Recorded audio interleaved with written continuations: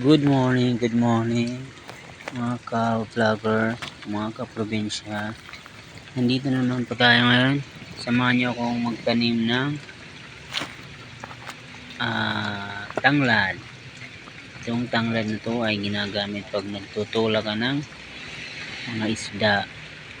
Masarap to at masustansya.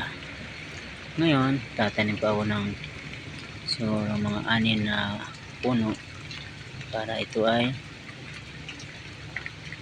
papagkunan sa oras ng pagluluto. Nandito po ngayon sa tabi ng palayan.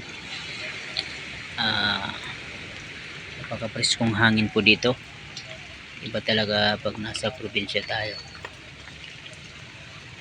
Ako po ay sa kasalukuyang naka-duty sa akin dinodutihan na subdivision company. At bago po pala matapos ang video na to, nais ko pong magpasalamat sa mga taong patuloy na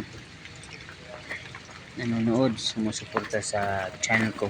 Salamat po.